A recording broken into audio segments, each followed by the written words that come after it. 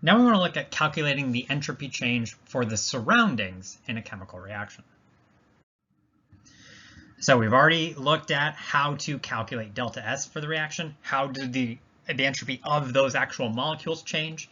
We need to also get the delta S of the surroundings. How does our chemical reaction affect everything around it? Combining those will give us delta S of the universe, and the sign of that is going to tell us whether or not it's a spontaneous reaction.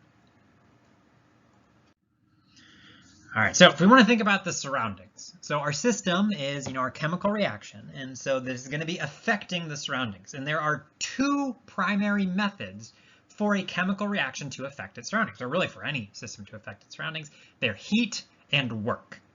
Okay, you can either just have heat flowing out into a system, or the reaction could do work. It could expand, it could move the gas around it. So work, it's really just kind of moving things, right? It is directed motion. If a chemical reaction does work on its surroundings, that doesn't really change the entropy of the surroundings. If there is some gas, or say you form a bunch of gas and there's bubbles forming, they're just, say, moving water away, but they're not really changing the entropy of the solvent that you're in. Heat, on the other hand, if heat flows in or out of a chemical reaction, it will change the temperature of the surroundings. Say you're doing a chemical reaction in, say, water, that solvent will get hotter or colder, and that will affect the entropy of that water. So heat is the primary way that a chemical reaction affects the entropy of the surroundings. So exothermic reactions release heat. So that would be when delta H of the reaction is negative. So if an exothermic reaction releases heat, that causes a warming up of the surroundings. And so the entropy of the surroundings will increase, right? The molecules in this propane burn are becoming more, it is increasing the disorder because there's more molecules, there's more gas molecules that we've seen. But also the air over on we need a new color. The air over here is also being warmed up by the flame.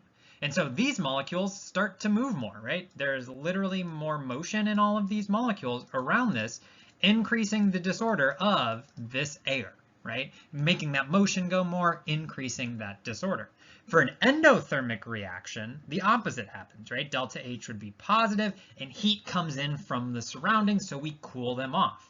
So these ice cubes are melting. The ice cubes are melting, and the literal molecules in the ice are becoming more disordered because they're becoming liquid.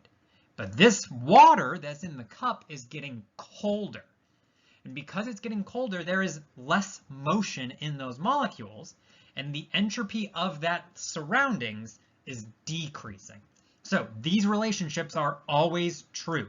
Exothermic reactions cause an increase in the entropy of the surroundings, whereas endothermic reactions cause a decrease in the entropy of the surroundings.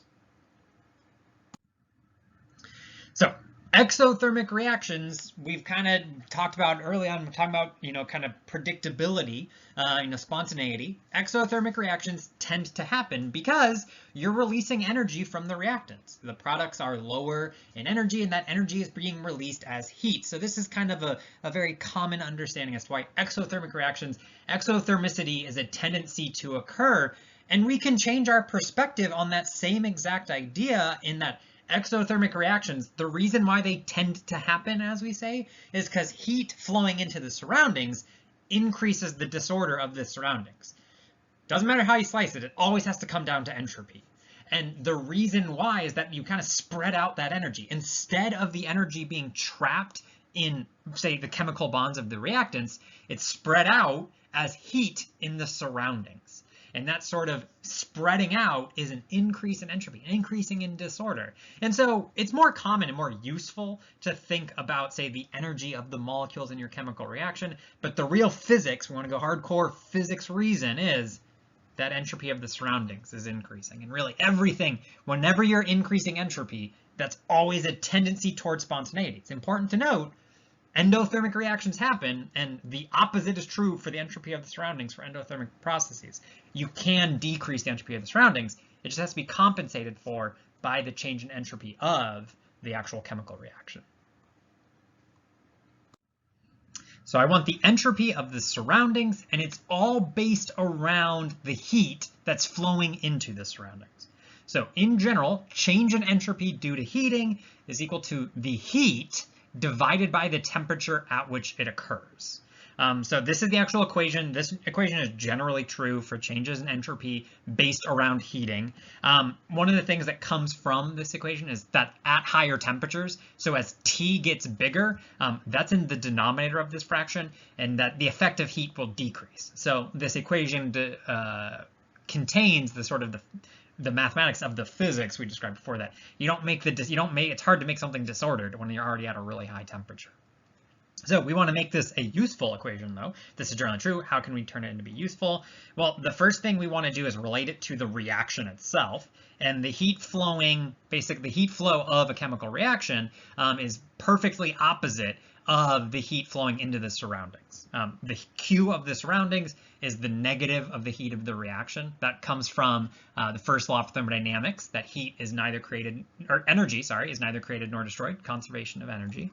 So we can just kind of substitute that in. We get that the entropy of the surroundings, change in entropy of the surroundings, is the negative heat of the reaction divided by the temperature.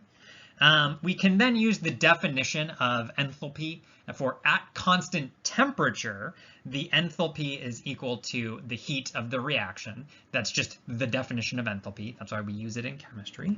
And so that tells us that the delta S of the surroundings is equal to the negative delta H of the reaction divided by the temperature. So we can see this idea, there's that negative because, we knew that exothermic, so negative delta H would lead to a positive delta S surroundings because that heat flows out into it.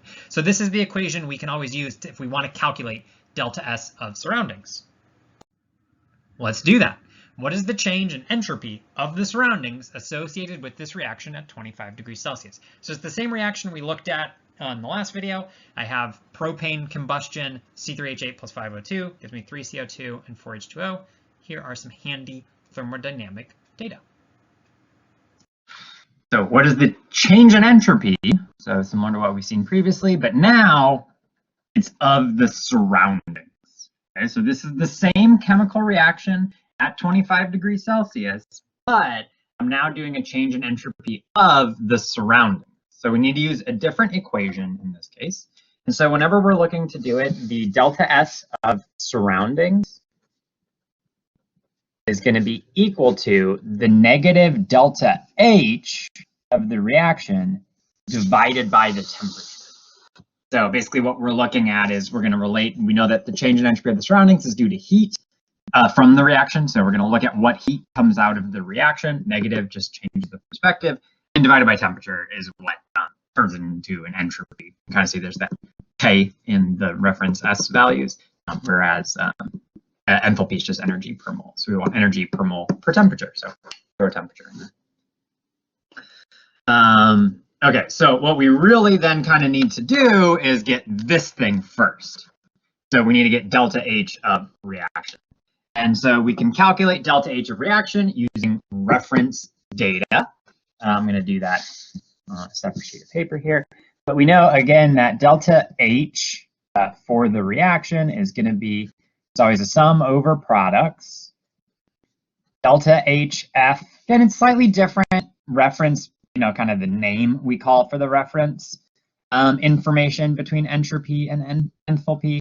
But functionally, we use them in the exact same way. Just these are delta H's that correspond to a reaction, whereas the entropy values are absolute. Functionally, just using them, you can kind of, they work in the exact same way. Okay. So delta H of reaction is going to be based on our chemical equations. So we're going to start with products. So it'd be 3 times the delta HF of my CO2 plus 4 times the delta HF of my H2O minus the reactants, sorry. So that's going to be delta HF of C3H8 plus 5 delta HF of O2. And I guess these all should be, everything technically is happening at 1 bar. So those knots on there. And so, this would be kind of the generic generic equation, just taking this chemical equation and filling in explicitly what all the products, what the coefficients are, and all of the reactions. Then I can go ahead and plug in some actual values. So that would be 3 times delta HF of CO2 is negative 393.5 kilojoules per mole, plus 4 times negative H2O would be negative 241.8 kilojoules per mole. And then we subtract the C3H8 is negative 103.8 kilojoules per mole, plus 5 times O2, which is 0. It's an element. All elements are defined as having an enthalpy of formation of 0.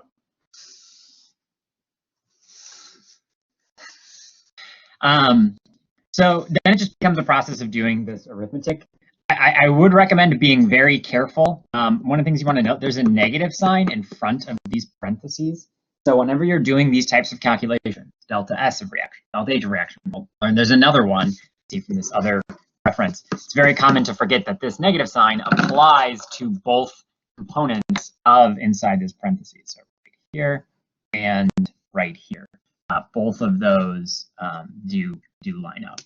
So we do want to be careful and mindful. This is a pretty common mistake when doing the arithmetic.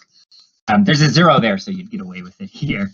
But as a result, we would get that delta H is equal to negative 2043.9 kilojoules per mole. This is burning propane, so it's quite exothermic, which is what we expect. This is fire, so we would expect that to be negative. So that's good. So what we can do is take this value and plug it in right back into that delta H that we wanted. So this is going to be used for delta S of surroundings. We also did figure out delta H of the reaction, so we kind of got that for free. That's a part of it here. We can go ahead and plug it in into here. Delta S of surroundings is going to be equal to negative of the negative 2043.9 kilojoules per mole divided by T. And for T, we always want to use a Kelvin temperature. So it's at 25 degrees Celsius. We always want to use our Kelvin temperature. So 298K. And so if we put that together, we would get overall 686 kilojoules per mole Kelvin. And that per mole Kelvin, or that energy per Kelvin, that's our standard entropy unit. So we want to, that's a good, I'll leave like that. You'll note this is kilojoules per mole. A lot of times we see joules per mole. It's fine. If you're just getting an answer, this is still an entropy unit. And so we can still certainly use that. I think there should be a 6.86, not 686.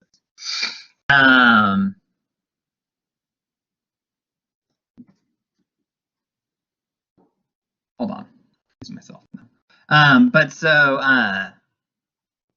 yeah, the kilojoules per mole is fine. And so you can just leave that as it is per mole Kelvin, just important that's there. A lot of times if you're doing other things, we'll convert to joules, but we can leave it as kilojoules if we're only looking for the entropy. And so if we're looking for entropy of the surroundings, we just need to calculate delta H of reaction, which we use the exact same tables. That's why there's all the columns in the table, and you can use them as you need. One of the things with entropy is we always want to check, does the sign make sense? Because we can predict the sign for changes in entropy whenever we're looking at it. And we got a positive value. We got that for this reaction, the delta S of the surroundings is positive. The surroundings are becoming more disordered. That is consistent with this being an exothermic reaction, right? This is a flame, you're burning propane. The air around the flame gets hotter. The flame is where the actual chemical reaction is occurring. That's all that heat is coming out. Your surroundings are getting hotter, and therefore those molecules are moving more. There is more inherent disorder. So exothermic reactions, the delta S of surroundings should always be positive. Participation 324, question 4. What is delta S of surroundings for the following reaction at 25 degrees Celsius? 3O2 gas yields 2O3 gas, and then we have the table of reference information that'll be useful in answering this question. This is the fourth question on participation 324, due Tuesday, March 24th at 11:59 p.m. over on Blackboard. Link to the assignment is right below the document where these videos are posted. Again, what is delta S of the surroundings for the following reaction at 25 Celsius? As 3 oxygen becomes 2 ozone, and we have a table of reference thermodynamic information that will be useful, if not necessary, in answering this question.